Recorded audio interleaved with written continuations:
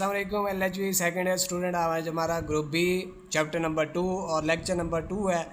तो टॉपिक का नाम है जी आइडेंटिफिकेशन ऑफ हाई रिस्क जो प्रेगनेंसीज़ हैं। ये बड़ा इंपॉर्टेंट टॉपिक है, कई बार लॉन्ग क्वेश्चन में आ चुका है, 2024 में, 18 में और भी काफ़ी बार आ चुका है।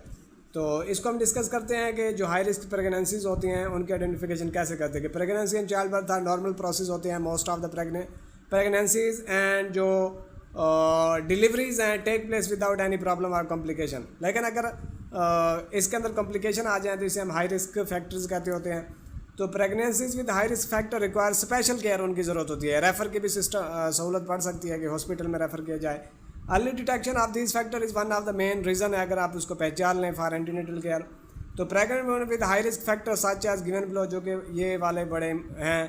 तो इसके अंदर एज लेस देन अगर 18 है तो साफ ज़रा हाई रिस्क प्रेगनेंसी हो सकती है। ओल्डर प्राइमरी ग्रेविडिया है तो ये भी हाई रिस्क प्रेगनेंसी है। ग्रैंड मल्टीपेरा हो गया, हिस्ट्री ऑफ डिफ़िकल्ट और प्रोलॉन्ग लेबर हो, और हाइट अंडर 155 सेंटीमीटर या लेस देन 5 फीट हो, तो ये भी यानी हाई रिस्क प्रेगनेंसी हो सकती है। उसके बाद स्मॉल पेल्विस भी एक रीज़न है। एसोसिएट डिजीज़ हो गई, बहुत सारे डिजीज़ हैं, किडनी फेलर डिजीज़ हो गई, डायबिटीज़ हो गई, हार्ट डिजीज़ हो गई, ये भी बड़ी कॉम्प्लिकेटेड है। उसके बाद प्री एक्लेम्पशिया भी एक रीज़न है। उसके बाद ब्लीडिंग ड्यूरिंग प्रेगनेंसी के दौरान बहुत ज़्यादा ब्लीडिंग जाए तो ये भी बड़ी एक रीज़न है। एबनॉर्मल पोजीशन हो और प्रेजेंटेशन हो फीटस की, ट्विन या मल्टीपल प्रेगनेंसी हो, और पॉलीहाइड्रामिनस हो जाए, सवेयर एनीमिया हो और सवेयर माल न्यूट्रिशन हो, तो ये भी एक मसला है। साफ ज़रा हाई रिस्क प्रेगनेंसी है। सक्सेसिव अबॉर्प्शन हो गए, RHNAB हो, इनकम्पेटिबिलिटी हो जाए, टू मच और टू लेस वेट गेन हो जाए, परसिस्टेंस वोमिटिंग हो, तो ये भी यानी हाई रिस्क प्रेगनेंसीज है। मोस्ट इंपॉर्टेंट क्वेश्चन है। उसके बाद अगला टॉपिक है न्यूट्रिशन वाला, कि ग़िज़ा कैसे देनी।